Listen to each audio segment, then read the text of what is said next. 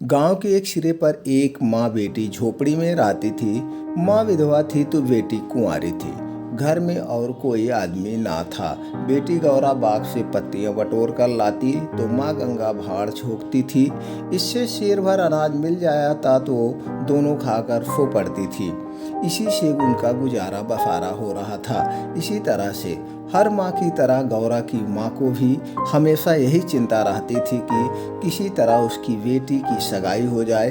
पति के मर जाने के बाद गंगा ने कभी दूसरा घर नहीं बसाया, न ही कोई रोजगार शुरू किया था। तब भी माँ बेटी सुकून से रहती थी। इस बात को लेकर गांव के लोगों पर माँ बेटी पर संदेह होता था। सबके मन में यही सवाल आता था कि दोनों स्त्रियां कोई धंधा तो नहीं करती हैं, कोई मर्द भी नहीं है, तो फिर ये इतने आराम से कैसे रहती हैं। कभी इन्हें किसी के सामने हाथ फैलाने के भी नहीं देखा है। कुछ ना कुछ गड़बड़ जरूर है। शूद्रों की बिरादरी बहुत छोटी होती है, 5-10 कोस से अधिक उसका दायरा नहीं होता है। आखिर क्या कारण है कि कोई गौरा से शादी के लिए तैयार नहीं होता था। गौरा की शादी के लिए माँ बेटी ने 7 कई तीर्थ यात्राएं की, उड़ीसा तक हो गए, लेकिन कुछ हल न निकल सका। गौरा सुंदर और सुशील थी, लेकिन किसी ने उसे कुंवर पर हंसते बोलते नहीं देखा था। उसकी निगाहें कभी ऊपर ना उठती थी। उसकी ये हरकत गांव वालों के शक को और मजबूत करती थी। सभी को यही लगता था कि कोई स्त्री इतनी सती कैसे हो सकती है। ये दिन गुजरते गए।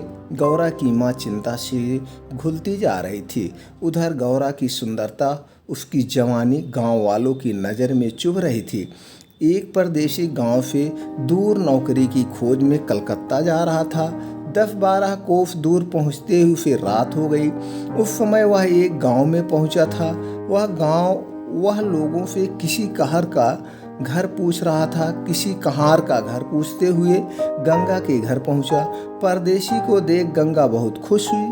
गंगा में उस परदेशी से उसका नाम पूछा तो परदेशी ने बताया कि उसका नाम मंगरू है। इसके बाद गंगा ने मंगरू का खूब आदर सत्कार किया, उसके लिए अच्छे पकवान भी बनाए। धीरे धीरे दोनों की बातचीत भी बढ़ने लगी। इसी दौरान शादी की चर्चा भी छिड़ गई। मंगरू नौजवान था, तभी उसकी निगाह गौरा पर भी पड़ी। गौरा एक सुंदर और शांत हाव भाव की लड़की थी, जिसे देखते ही मंगरू भी मोह में पड़ गया और वहीं झट से गौरा से सगाई के लिए मन बना लिया। उसने 2-4 महीने ही नहीं बीते, फिर उसने कहा कि क्यों ना हम चल के 2-4 गहने खरीदें और कपड़े उधार लेकर सगाई कर ली। गंगा बेटी दामाद को अपनी नज़रों से दूर नहीं करना चाहती थी, इसीलिए दोनों गंगा के साथ ही रहने लगे।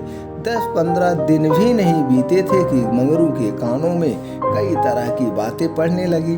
बिरादरी के अलावा दूसरी जात के लोग भी कई तरह की बातें बनाने लगे। मंगरू इन अटकलों से परेशान हो गया था, लेकिन वह गौरा को छोड़ना भी नहीं चाहता था।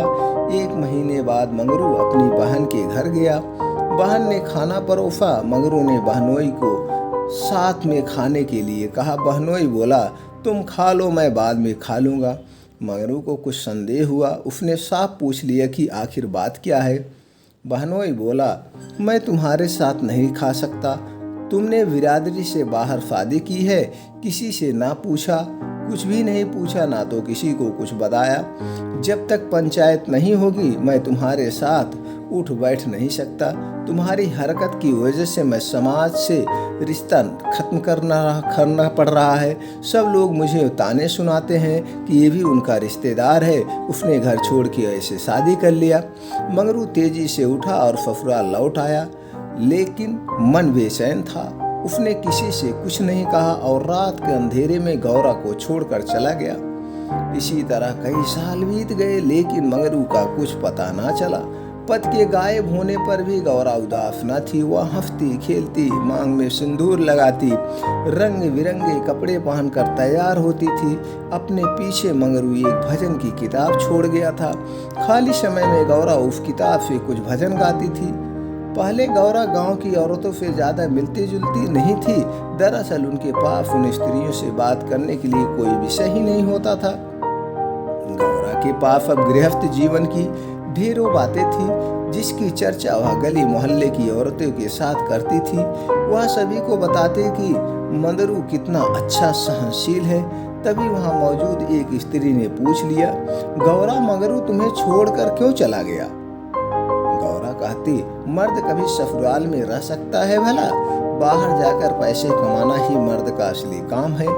वही जो कोई गौरा से यह सवाल करता कि मंगरू खत क्यों नहीं लिखता है। इस पर गौरा मुस्कुरा कर कहती, अपना ठिकाना बताने से डरते हैं, जानते हैं कि गौरा सामने आ पहुंचेगी। सच कहूँ तो मैं उनके बिना एक दिन भी नहीं रह सकती। एक सहेली बोली, तेरी बात हम नहीं मानते, जरूर मंगरू और तेरी लड़ाई हुई होगी, तभी इसी तरह बिना बताए वह तुमसे छोड़कर चला गया है। गौरा बोली, बहना अपने भगवान से भी भला कोई लड़ता है क्या? जिस दिन ऐसी नौबत आई मैं कहीं जाकर डूब मरूंगी। कई दिनों बाद कलकत्ता से एक आदमी आया और गंगा के घर रुका। इत्तेफाक से वह मंगरू का पड़ोसी निकला। उसने कुछ पैसे और 2 साड़ियाँ गौरा के हाथ में थमाई और बोला कि मुझे मंगरू ने तुम्हें लेने भेजा है। यह सुनते ही गौरा की खुशी का ठिकाना ना रहा। वह फटाफट जाने के लिए तैयार हो गई। गांव की औरतों से मिल आई और सबको अपने जाने की खबर दे आई। बेटी के जाने से गंगा मायूस थी, लेकिन साथ ही खुशी भी थी। रास्ते भर गौरा के मन में हजारों अच्छे बुरे ख्याल आते रहे। बीच बीच में उसे अपनी माँ के अकेलेपन की भी याद आती रहती थी। डर सताता कि बेचारी अम्मा अकेले कैसे रहेगी, सारा काम अकेले करना पड़ेगा।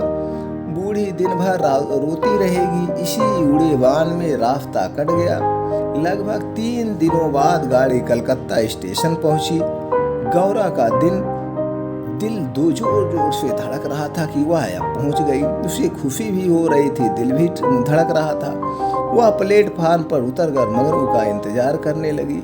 बूढ़ा बोला, मैंने आसपास सभी जगह देख लिया है, लेकिन मंगरू तो कहीं दिखाई दे नहीं रहा है। शायद अब तक आया नहीं है। गौरा घबरा गई। तभी बूढ़ा बोला, चलो हम डेरा घर पर चलते हैं। उसे मालूम ना था कि हम कौन सी गाड़ी से आए थे। ऐसे में भला उसकी राह देखने से कोई फायदा नहीं। गौरा बात मान गई और दोनों तांगे पर सवार होकर चल दिए। यही पहली बार था जब गौरा गांव से बाहर निकली थी। उसकी आंखें इधर उधर चीजों को निहारने में लगी हुई थी। अचानक तांगा एक सुंदर और विशाल भवन के सामने लुका। गौरा उतरी और तेजी से सीढ़ियों के सहारे ऊपर चढ़ने लगी। मंगरू से मिलने की थोड़ी भी देरी उसे बर्दाश्त नहीं हो रही थी। वह सोच रही थी कितना जल्दी हम मिल लें। तभी बूढ़े ने पहली मंजिल के एक कमरे की ओर इशारा करते हुए कहा, यह मंगरू का कमरा है, जाओ, वह अंदर ही पड़ा होगा। गौरा अंदर गई, लेकिन कमरे में कोई ना था। कोने में खाट और 4-5 बर्तन पड़े हुए थे। वह बाहर आई और बूढ़े को बताया। बूढ़ा बोला, मंगरू काम पर गया होगा, शाम को लौटेगा, यहाँ वह किराए पर रहता है। कमरे में मंगरू को ना पाकर गौरा थोड़ी मायूस हो गई, लेकिन शाम को मिलने की सोचकर मुस्कुराई और साफ सफाई में लग गई। उसने कमरे में झाड़ू लगाया, बर्तन धोया, नहा धोकर शाम का इंतजार करने लगी। राह देखते देखते देर शाम हो गई, लेकिन मंगरू तब तक कोई पता ना चला। गौरा का मन फिर घबराने लगा। घना अंधेरा छा गया था, परंतु कमरे में एक दीपक तना था। जब भी किसी की आहट होती तो गौरा को लगता मंगरू आ गया होगा, लेकिन दरवाजे पर कोई दस्तक ना होती थी। कुछ देर बाद दस्तक हुई। गौरा दौड़ी आई और दरवाजा खोला। सामने बूढ़ा खड़ा था। गौरा बोली, वो अब तक आए नहीं, क्यों नहीं आए, क्या बात है? बूढ़ा बोला, अभी मैं मंगरू के दफ्तर से ही लौटा हूँ। साहब ने बताया कि मंगरू का दफ्तर हो गया है। मंगरू ने साहब से कई विन्नतें की, लेकिन किसी ने उसकी एक ना सुनी और दूसरी जगह भेज दिया। मैं दफ्तर से उसका नया पता ले आया हूँ। कल सुबह तुम्हें जहाज पर बैठा दूंगा, फिर तुम अपने मंगरू के पास चली जाना। गौरा घबराकर बोली, जहाज में? कितनी देर का सफ़र होगा? बूढ़े ने कहा, कम से कम 8 से 10 दिन तो जरूर लगेंगे, लेकिन घबराओ मत, तुम्हें कोई परेशानी नहीं होगी। तय बात के मुताबिक अगले दिन गौरा बूढ़े के साथ मंगरू के पास जाने के लिए निकली। बूढ़े ने उसे जहाज पर बैठाया और विदा किया। जहाज जैसे जैसे किनारे से अलग हो रहा था वैसे वैसे गौरा को लग रहा था कि अब उसकी अम्मा गांव सब पीछे छूट रहा है। चारों ओर पानी पानी देख गौरा का मन अजीब हो रहा था। अनजान जगह में मंगरू को कहाँ खोजेगी, यह सोच कर उसका दिल बैठा जा रहा था। जहाज पर कई स्त्रियां और पुरुष सवार थे। गौरा उन्हें देख और उनकी बातें सुन रही थी। तभी उसकी नज़र एक कोने में अकेली बैठी स्त्री पर पड़ी। गौरा ने हिम्मत कर उससे पूछा, कहाँ जा रही हो बहन? ये सुनते ही स्त्री की आंखें डबडबा गई। बोली, मुझे नहीं मालूम कि मैं कहाँ जा रही हूँ, बस जहाँ भाग्य ले जाए वहाँ चली जा रही हूँ। तुम कहाँ जा रही हो? गौरा बोली, मैं तो अपने मालिक के पास। स्त्री झट से बोली, बहन कोई तुम्हें बहला फुसला कर लाया है, तुम किसके साथ यहाँ आई हो? गौरा ने कहा, मुझे एक बूढ़ा ब्राह्मण यहाँ बैठा गया है, मैं तो अपने पति से मिलने कलकत्ता आई थी। स्त्री बोली, किनारे पर जो लंबा दुबला पतला सा बूढ़ा था जिसकी एक आंख फूली हुई थी वही? गौरा, हाँ बहन वही। स्त्री बोली, बहन उसी दुष्ट ने मेरा जीवन बर्बाद कर दिया। भगवान करे किसी की साथ पुश्तों को नरक नसीब हो। उस कपटी के कारण मैं किसी को मुंह दिखाने लायक नहीं रही। अब जा रही हूँ मिस्र देश, वहीं मेहनत मजदूरी करके गुजर बसर करूँगी। ये सब सुनकर गौरा के मुंह से बोल न फूटे। वह सोचने लगी कि अब क्या करूँगी। उसे अपनी माँ, अपने गांव, सहेलियाँ की याद आने लगी। कुछ क्षण बाद हिम्मत करके बोली, अब क्या करें बहन? स्त्री बोली, अब यह तो वहाँ पहुँचने के बाद ही मालूम चलेगा। यह कहते हुए जोर जोर से रोने लगी और अपना दुख बताने लगी। गौरा ने हिम्मत दी तो स्त्री ने बताया कि शादी के तीसरे दिन साल में उसके पति की मौत हो गई। पति के ख्यालों के साथ वह किसी तरह जी ही रही थी कि एक रोज पापी बूढ़ा वेश बदलकर भिक्षा मांगने आया। उसने सन्यासी का रूप धारण किया हुआ था। मैं उसके जाल में फंस गई और आज मेरी यह दुर्दशा है। इतने में मुझे पति से मिलवाने का लालच दिया। मैं बेवकूफ़ पति से मिलने की चाह में इस बहरूपिया की बात में फंस गई और इसके साथ चली आई। आगे की कहानी मुझे नहीं मालूम। अगले दिन जब मुझे होश आया तो मैं घर पर ही नहीं लौट सकी थी। अब बूढ़ा मुझे यहाँ ले आया और जहाज पर छोड़ गया है। स्त्री की बातें सुनकर गौरव को समझ नहीं आ रहा था कि वह क्या प्रतिक्रिया दे। वह बिल्कुल मौन हो गई। मंगरू से मिलन का सपना एक झटके में टूट गया था। गौरव को इस हाल में देख स्त्री बोली, भगवान पर भरोसा और साहस रखो बहन। हिम्मत पाकर गौरा बोली, मुझे अब तुम्हारा ही सहारा है। मैं और तुम दोनों अब साथ ही रहेंगे। स्त्री कुछ ना बोली। दोनों एकटक नीले आकाश की ओर निहारने लगी। कई घंटों बाद जहाज किनारे पर पहुंचा। सभी यात्री उतरने लगे। तट पर मौजूद एक आदमी सभी यात्रियों के नाम लिख रहा था।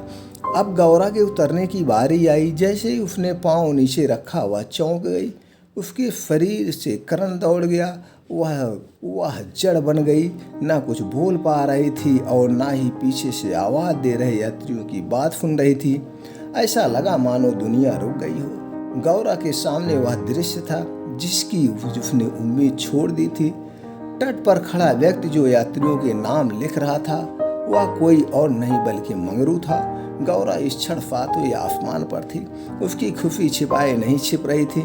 मंगरू ने अपना हाथ आगे बढ़ाया। गौरा ने प्रतिक्रिया ना दी। इतने में यात्रा के दौरान मिली स्त्री ने गौरा को कोहनी मारी। गौरा लड़खड़ा गई। मंगरू ने उसे थाम लिया। स्त्री, क्या हुआ? इस आदमी को पहचानती हो? गौरा बोली, बहुत अच्छी तरह से। यही तो वो हैं जिनसे मिलने के लिए मैं घर से निकली। स्त्री बोली, अच्छा तो ये तुम्हारे पति हैं। अब तो तुम मेरे साथ ना जाओगी, मुझे भूल जाओगी। गौरा बोली, क्या ऐसा भी हो सकता है भला? तुमने मुझे सहारा दिया है। मंगरू इन दोनों से दूर अपने काम पर लगा हुआ था। वह यात्रियों से जानकारियां जुटाने में व्यस्त था। गौरा कोने में खड़ी मंगरू को निहार रही थी। कुछ देर बाद उसका काम खत्म हुआ और वह गौरा के पास आया। मंगरू, तुम कौन हो? क्या नाम है तुम्हारा और कहाँ से आई हो? गौरा मंद मंद मुस्कुराई और बोली, गौरा नाम है हमारा, मदनपुर बनारस से आए हैं। मंगरू ने उसका हाथ थाम लिया और आंखों में आंसू लिए बोला, भला तुम यहाँ कैसे आए? गौरा ने उसके आंसू पोंछे और चौंक कर बोली, तुमने ही तो बुलाया है, बुलावा भेजा था, सो मैं आ गई। मंगरू को समझ नहीं आया कि गौरा क्या कह रही है। उसने बोला, मैंने कब बुलावा भेजा? भला मैं तो पिछले 7 सालों से यहाँ कैद हूँ, चाह कर भी घर नहीं जा सका। गौरा घबरा कर बोली, तुमने बूढ़े को नहीं भेजा था मुझे लाने के लिए? मंगरू बोला, बिल्कुल नहीं। गौरा का मन छोटा हो गया। उसने इस जवाब की आशा ना की थी। गौरा गुस्से में बोली, मैं कल ही यहाँ से चली जाऊंगी, मुझे तुम पर बोझ नहीं बनना है। मंगरू बोला, अब तुम यहाँ से अगले 5 सालों तक नहीं जा सकती हो गौरा, यही यहाँ का नियम है। गौरा बोली, ठीक है, फिर मैं अलग रहकर अलग पेट पाल लूंगी, लेकिन तुम पर भार ना बनूंगी। मंगरू बोला, तुम मेरे लिए कभी बोझ नहीं हो सकती हो गौरा, तुम सती हो, देवी हो। जिस बूढ़े आदमी ने तुम्हें बहकाया है उसी ने मुझे भी यहाँ भेजा है। आओ मेरे साथ मेरे ठिकाने पर चलो, वहाँ आराम करने से फिर हम आगे की बात के बारे में सोचेंगे, हमें कौन क्या करना है। यह स्त्री कौन है तुम्हारे साथ? वह मंगरू बोला। गौरा बोली, यह मेरी सहेली है, यात्रा के दौरान जहाज पर मिली, इसका यहाँ कोई ना है, अतः यह मेरे साथ ही रहेगी। मंगरू मान गया। तीनों लोग पैदल चल दिए। तभी सामने से 2 लंबे चौड़े शरीर के आदमी आते दिखाई दिए। मंगरू के पास आकर दोनों आदमियों ने बोला, आज से दोनों औरतें हमारी हैं। मंगरू ने क्रोध का ठिकाना ना था। मंगरू चिल्लाकर बोला, ये दोनों मेरे घर की स्त्रियां हैं, इन पर आंख तक मत डालना। दोनों आदमी ठाके लगाकर हंस पड़े। मंगरू का गुस्सा और बढ़ गया। तभी एक आदमी गौरा की ओर बढ़ा और उसका हाथ पकड़ने की कोशिश करने लगा। मंगरू चिल्लाया, छूना मत वरना आज अच्छा नहीं होगा। दोनों आदमी सहम गए और बाद में देख लेने की धमकी देकर आगे निकल गए। मंगरू, गौरा और उसकी सखी आगे बढ़ गए। मंगरू बोला, इसीलिए मैं कह रहा था कि ये जगह तुम जैसी औरतों के लिए नहीं है। अचानक सामने से एक अंग्रेज आ पहुंचा। उसने मंगरू से कहा, जमादार, ये दोनों औरतें आज से मेरे कोठे में रहेगी। मंगरू ने हाथ जोड़ लिए और बोला, साहब, यह मेरे घर की औरतें हैं, इन्हें जाने दीजिए। अंग्रेज बोला, झूठ मत बोलो तुम। गौरा की ओर इशारा कर उसने कहा, इसको हमारी कोठी में भेज दो। मंगरू कांप गया और ना में सिर हिलाने लगा, लेकिन तब तक अंग्रेज आगे बढ़ चुका था। साहब की बात पर अमल करना जमादार का काम था। मंगरू समझ नहीं पा रहा था कि वह क्या करे। आखिरकार रास्ता खत्म हुआ। सामने मजदूरों के रहने के लिए मिट्टी के घर बने थे। बाहर दर्जनों की संख्या में स्त्रियां और पुरुष बैठे थे। सभी गौरा और राखी को गंदी नजरों से घूर रहे थे। किसी तरह नजर बचाकर मंगरू दोनों औरतों को घर ले गया और खुद दरवाजे पर बैठा रहा। दोनों स्त्रियां कमरे के भीतर अपने भाग्य को कोसती तो मंगरू दरवाजे पर बैठा रखवाली करता रहा। किसी तरह रात बीती। अगले रोज दिन किसी तरह से कट गया। रात के तकरीबन 10 बजे दरवाजे पर दस्तक हुई। मंगरू निकला तो देखा सामने सिपाही खड़ा था। सिपाही बोला, चलो तुम्हें साहब ने बुलाया है। मंगरू बोला, भाई, तुम हमारे देश के आदमी हो, मुझ पर मुसीबत आन पड़ी है, मदद करो। जाओ, साहब को कह दो कि मंगरू घर पर नहीं है। सिपाही बोला, ना बाबा, वह बहुत गुस्से में है, मैं ऐसा कुछ भी ना कह सकता हूँ, साथ तुम मेरे चलना ही पड़ेगा। मंगरू के पास कोई इशारा ना था। वह सिपाही के साथ निकल गया। मंगरू को सामने देख साहब जोर जोर से चिल्लाया, वह औरत कहाँ है? कल तुम उसे मेरे कोठे पर क्यों नहीं लाए? मंगरू ने हाथ जोड़ लिए और बोला, वह मेरी पत्नी है साहब। साहब बोला, वह दूसरी कौन थी फिर? मंगरू, मालिक, वह मेरी बहन है। साहब गुस्से में बोला, हम कुछ नहीं जानते, तुम उन दोनों में से किसी एक को लेकर आओ जल्दी। मंगरू साहब के पैरों में गिर गया और रोने लगा, लेकिन साहब का दिल नहीं पसीजा। उसने आदेश दिया, जल्दी एक स्त्री को लेकर आओ वरना तुम्हें कोड़े पड़ेंगे। मंगरू कोड़े खाने को तैयार हो गया। साहब नशे में था। उसने आओ न ताओ सोचा, तब हंटर निकाला और कोड़े बरसाने शुरू कर दिए। मंगरू की चीख निकल आई। साहब उसे लगातार कोड़े मारते रहे, लेकिन वह अपने घर की औरतों की इज्जत देने को तैयार न हुआ। उसने अपने प्राण त्यागना बेहतर समझा। इधर गौरा और सखी राखी पर कमरे में बैठे मंगरू की बाट देख रही थी। उन्हें क्या पता कि मंगरू पर क्या बीत रही थी। अचानक किसी के चीखने की, रोने की आवाज़ सुनाई पड़ी। कान लगाकर सुना तो कलेजा मुंह को आ गया। यह मंगरू की आवाज़ थी।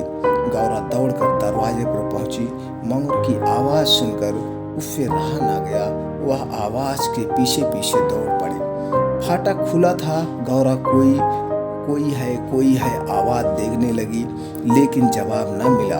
वह अंदर जा पहुंची। सामने मंगरू खुले बदन पर लहूलुहान हुए खड़ा था और अंग्रेज उस पर चाबुक बरसा रहा था। गौरा से यह सहन नहीं हुआ। वह दौड़कर मंगरू से लिपट गई और बोली, इनके बदले जितना चाहो मुझे मार लो, लेकिन इन पर दया करो। अंग्रेज खुश होकर गौरा से बोला, तुम यहाँ मेरे पास रहोगी तो मैं इसे छोड़ दूंगा। गौरा बहुत असहाय महसूस कर रही थी, कुछ ना बोली। वहीं मंगरू दर्द से करा रहा था। जिस साथ के लिए वह यहाँ सब कर रहा था, उसकी आंखों के सामने वह उससे छूट रही थी। गौरा ने दिल पर पत्थर रखकर कहा, मुझे तुम्हारी शर्त मंजूर है, लेकिन अपने पति के स्वस्थ होने के बाद मैं तुम्हारे पास आऊंगी। अंग्रेज बात मान गया। उसने मंगरू पर अत्याचार बंद कर दिया और सिपाही को उसे अस्पताल में भर्ती कराने का आदेश दिया। मंगरू को अस्पताल ले जाया गया। गौरा भी उसके पीछे थी। इलाज के दौरान गौरा एक क्षण के लिए भी मंगरू के सामने से नहीं हटी। 4 दिन के इलाज के बाद मंगरू ने आंखें खोली। तय शर्त के मुताबिक अब गौरा को मंगरू का साथ छोड़ अंग्रेज के पास जाना था। यह उसे मंजूर नहीं था। ऐसे में उसने मरना बेहतर समझा। अस्पताल के बाहर नदी की धार बह रही थी। गौरा जाकर उसमें कूद पड़ी। आनन फानन में एक अस्पताल कर्मचारी दौड़ा, मंगरू के पास आया और गौरा के नदी में कूदने की सूचना दी। मंगरू की आंखों के सामने अंधेरा छा गया। उसे कुछ समझ नहीं आया। दौड़कर नदी के सामने पहुंचा और छलांग मार दी। जीते जी जो कभी साथ नहीं रह पाए, अब वह दोनों परलोक की यात्रा में साथ जा रहे थे। कहानी की क्या हमें सीख मिलती है? सूत्र कहानी से हमें यह सीख मिलती है कि व्यक्ति को अपना मन साफ और सच्चा रखना चाहिए। किसी कार्य को करने के पीछे यदि आपकी नीयत नेक होती है तो नियति आपके साथ कभी बुरा नहीं होने देती है। इसलिए अपनी नीयत को साफ रखें। फिर मिलते हैं ऐसे और ही प्रेमचंद की कहानी के साथ अगले वीडियो में। तब तक के लिए चैनल को सब्सक्राइब करें, बेल आइकॉन का बटन ऑन कर दें।